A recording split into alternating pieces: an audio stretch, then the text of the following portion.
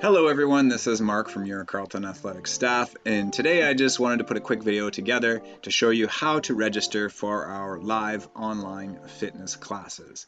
And you are looking at my screen so that I can show you exactly the process that you're going to have to use to get from our website at athletics.carleton.ca all the way into the Zoom class itself. I'm hoping this will help clear up any confusion. So when you go to athletics.carleton.ca, this is where you're going to end up with Pam here and our Let's Get Moving live and online on-demand classes. So when you click on that, you get the on-demand fitness. Just below it will be the live fitness classes, and you can click here to go down really quick too. These are all the classes that we have pre-recorded, so you can do these anytime that you want to. And we're making more all the time, so we'll be expanding on this. Please do check in for some of these workouts. You can do it anytime following along with us. Below that is where our live fitness classes are and the days and times that they're all being held. From here, if I decide I want to do 50s plus stretch and strength, and the audience is current students, staff, and faculty. We are extending this invitation to senior Ravens. And in the future, keep checking back in because it could change as we expand our schedule and open it up to more people. Click on more information, which is going to send us to the registration page. Button here for you will say sign in. It's not going to say register because it doesn't know that you are able to register. When you click sign in, you're going to have to enter your MC1 credentials or whatever credentials you have, and it's going to boot you back to here as soon as you do sign in. From here, you're just going to go back to where we were by clicking fitness and then clicking live fitness classes, and you are back where we were, and the registration button should be available for you. When you click register, it's going to bring up some private information if you have a family, has their birthdays and stuff, and everyone who's eligible for the class based on the eligibilities that we set. I'm not going to click on that just because it has my personal information on it too, but that's the first thing that you'll see.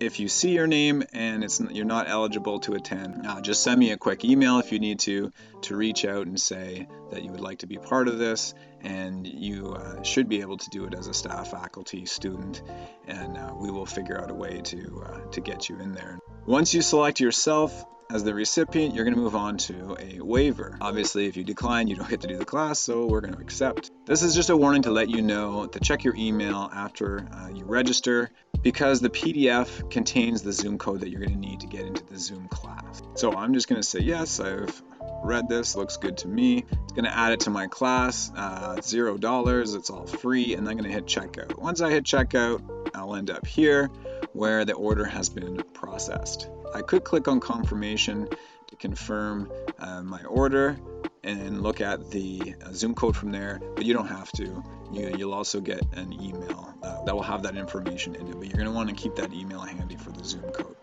So here's what your email will look like. The program schedule here, if you click that, this ICS file, it's going to allow you to add the schedule to your Outlook schedule, or your calendar, so that you are able to get warnings and know when your classes are coming up. Unfortunately, it doesn't have the Zoom code in it though. We're not able to program that, so still keep your Zoom code handy. Registration confirmation, this is the file that's going to have the information you need to get into Zoom. So you're going to click on registration confirmation, which is going to bring you to this, where it will have your Zoom code. This Zoom code meeting is blacked out, but this is just what it will look like in your email. One thing to note says, please don't share this link on social media or any online platform. So please don't, just for privacy and security.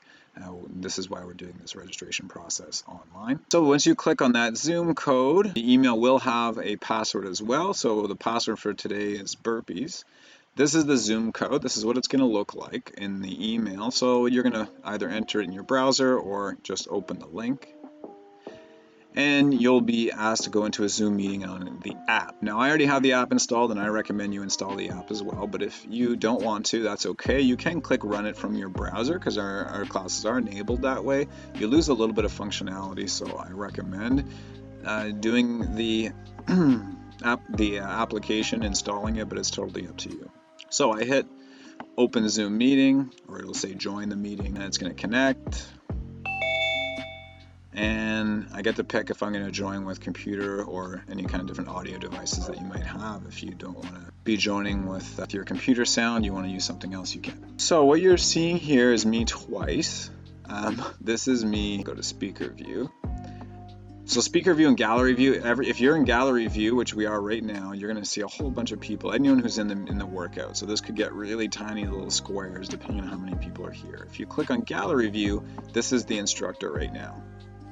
Now, to keep the instructor pinned, what happens in these meetings is that if my alternate personality, Mark over here, starts speaking, he's going to take over and start being shown on the camera. You don't necessarily want to see everybody who's speaking or making noise. So if you right click on the instructor and you hit pin video, it's going to force this video to stay at the forefront. So you're always seeing the instructor. You'll see everybody else in the meeting right up here, but you only have to see the instructor as the big part of your screen, which is handy. Now, the instructor right now you see is the ceiling tile because it's my cell phone pointing up, so I can actually get myself on the camera here. Everybody starts muted, so if you want to speak, you unmute yourself. If you want to have your own music, I highly suggest you mute yourself and play your own music in the background, with the exception of maybe Zumba. Most classes are probably going to be pretty quiet so that you can hear the instructor and hear what's going on. That'll be dependent on the instructor. I know in my classes I like to give a lot of information while I teach, and I like to speak a lot while I teach, so having music and trying to speak over my own music into your audio devices gets really tough, so it's a lot better if I stay, or if you keep yourself muted and then you have your own music in the background. You can set me as loud as you want, you can set your music as loud as you want, you have the music that you like to listen to, and that's just another good way to go. I think that covers everything. So I hope that you found that helpful and that helps you get into this process. And once you're here, we can always talk to you and help guide you through. The password it didn't ask me for just because I was already in my own meeting, and I don't require a password to get into my own meeting, but when I joined it would have said enter password. I would have hit burpees and then click join, and it would have allowed me to join. The password for your classes will be different, and I'll send them out, or you'll get it as part of that email in the registration. Right here it'll say what the password is, and then you'll have the password. All right, and if you have any questions or concerns, you can email us. You can email ravens@qnet.carleton.ca. You can email me at mark.nadon@carleton.ca, and hopefully we can get any issues resolved. Thanks.